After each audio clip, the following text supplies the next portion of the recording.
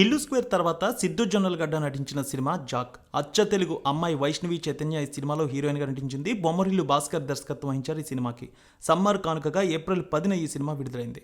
శ్రీ వెంకటేశ్వర సినీ చిత్ర బ్యానర్పై ప్రముఖ నిర్మాత బీవీఎస్ఎన్ ప్రసాద్ ఈ సినిమా నిర్మించారు. బొమ్మరిల్లు భాస్కర్ దర్శకత్వం వహించిన ఈ యాక్షన్ కామెడీ ఎంటర్టైనర్ మీద మంచి అంచనాలు ఏర్పడ్డాయి విడుదలకు ముందు. టిల్లు ఫ్రాంచైజీ తర్వాత వస్తున్న సినిమాగా ప్రేక్షకుల్లో మంచి ఆసక్తి కనిపించింది. తాజాగా రెండో రోజు కలెక్షన్స్ వచ్చాయి. మరి నేడు మూడో రోజు ఆక్యుపెన్సీ ఏ విధంగా ఉంది, కలెక్షన్స్ ఏ విధంగా ఉండబోతున్నాయో టాలీవుడ్ అనలిస్టుల రిపోర్ట్ ప్రకారం చూద్దాం.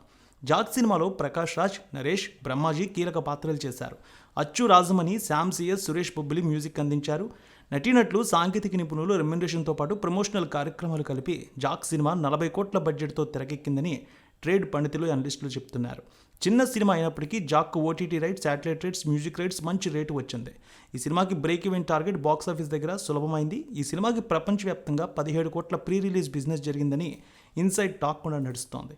ప్రపంచవ్యాప్తంగా 2200 స్క్రీన్లలో గ్రాండ్గా వచ్చింది ఈ cinema. Siddhu Jonnalagadda craze, Vaishnavi Chaitanya heroine కావడం, చాలా రోజుల తర్వాత బొమ్మరిల్లు భాస్కర్ దర్శకత్వం వహించడంతో ముందు నుంచి అంచనాలు నెలకొన్నాయి. ఈ క్రేజ్తో సిద్ధు సినిమాకు అడ్వాన్స్ బుకింగ్స్ కూడా బాగానే జరిగాయి. తొలి రోజు 31% ఆక్యుపెన్సీ మొదలైంది. ఇక ఈ సినిమాకి 7.5 కోట్ల కలెక్షన్స్ వచ్చాయి. రెండో రోజు 4.5 కోట్ల కలెక్షన్ మార్క్ దాటింది. ఇక మూడో రోజు ఈ సినిమాకి 27% ఆక్యుపెన్సీ కనిపిస్తోంది. 3.5 కోట్ల వరకు అడ్వాన్స్ బుకింగ్స్ ప్రకారం కలెక్షన్స్ వచ్చే అవకాశం ఉందని తెలియజేస్తున్నారు. సిద్ధు జొన్నలగడ్డ గత చిత్రం టిల్లు స్క్వేర్ తొలి రోజు బాక్సాఫీస్ని గడగడలాడించింది. తొలి రోజు ఏకంగా 23 కోట్ల గ్రాస్ రాబట్టింది. టిల్లు స్క్వేర్తో తొలి రోజు ఏపీ, తెలంగాణలో అయితే 13 కోట్ల గ్రాస్ వచ్చింది. మొత్తానికి ఈ సినిమాకైతే ఆక్యుపెన్సీ 25 నుంచి 30% మధ్య కనిపిస్తోంది. స్టోరీ వైజ్ చూస్తే జాక్, సిద్ధు జొన్నలగడ్డ చురుకైన నేటి తరం యువకుడు. జీవితంలో ఏం చేసినా అందులో ఫన్ ఉండాలనేది సిద్ధాంతం. ఫన్ లేకుండా చేసే పని నరకంతో సమానమని నమ్ముతాడు. అతని తత్వం నచ్చకపోవడంతో చాలా ఇంటర్వ్యూల్లో ఫెయిల్ అవుతాడు.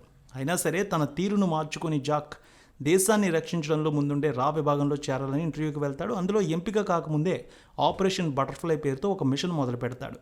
తనలాగే రా విభాగంలో చేరాలనుకున్న ఐపీఎస్ అధికారి రంగనాథ్తో కలిసి పొంచి ఉన్న ఉగ్రముప్పును పసికట్టి వాళ్ళని పట్టుకునేందుకు రంగంలోకి దిగుతాడు. మరి ఉగ్రవాదుల పన్నాగాన్ని జాక్ తిప్పికొట్టాడా?